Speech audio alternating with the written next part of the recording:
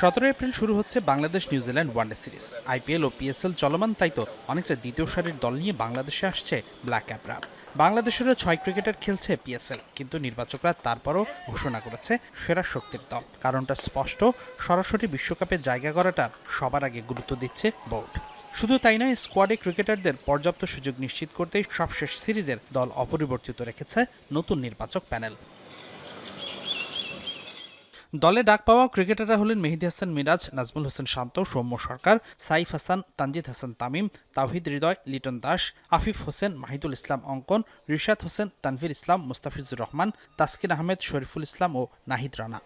মাহিদুল ইসলাম সুযোগ পাইনি, so okay বাদ দিতে হলে আমার নিজের কাছে ক্লিয়ার হতে হবে না আমি কেন বাদ দেবো। সো সেটা আমাদের কাছে ছিল না। সো আমাদের কাছে মনে হচ্ছে যেহেতু তারা সুযোগ পেয়েছে, যে জন্য সুযোগ পেয়েছে তাদেরকে একটু সুযোগ না দিয়ে বাদ দেওয়া ঠিক হবে না। এটা মূল কারণ ছিল আসলে সেম টিম রেখে দেওয়ার জন্য। আর সেম টাইম যারা খেলেছেন, গত সিরিজে ওপেনার লিটন দাস খেলেছিলেন 4 নম্বরে। মেকশিফট পজিশনে লিটন খারাপ করেননি। এই সিরিজেও লিটন খেলবেন একই পজিশনে। তবে প্রধান নির্বাচক হাবিবুল বাশারের মতে লিটনের আদর্শ জায়গা ওপেনিং, কিন্তু দলের প্রয়োজনকে আগে দেয়া হচ্ছে অগ্রাধিকার। Liton was quite successful. He is one of our best batsman. তাকে নাম্বার 4-এ আনা হয়েছে। আমি যতদূর জানি যে নাম্বার মিডল অর্ডার একটি স্টেবিলিটি করা দরকার, বিকজ মুশফিক রহিম, মাহমুদুল্লাহ চলে যাওয়ার পরে আমাদের আসলে ওইখানে খুব একটা এক্সপিরিয়েন্স নাই। বাট ভবিষ্যতে দেখা যাক কী হয়। But he is one of our best batsman. আমরা চাই তার বেস্টটা যেন তার কাছ থেকে পাওয়া যায়। কীভাবে পাওয়া যায় সেটা আমরা চেষ্টা করব।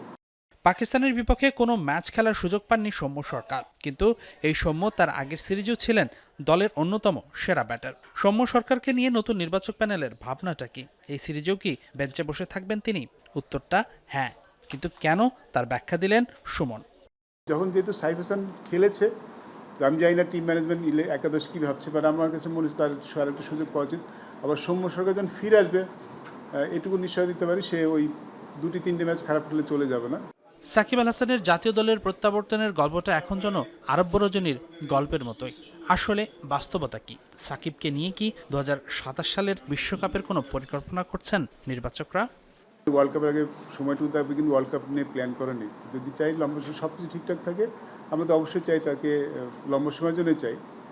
আর আলাপটা আসলে এটাই হয়েছে যে আসলে সে কতখানি prepare, because preparation is very important. International cricket কিন্তু ডিমান্ড লট অফ থিংস। তো ইন্টারন্যাশনাল ক্রিকেট খেলার আগে নিজে প্রিপেয়ার হওয়াটাও অনেক দরকার হয়। হাসিনুর রহমান, যমুনা স্পোর্টস, ঢাকা।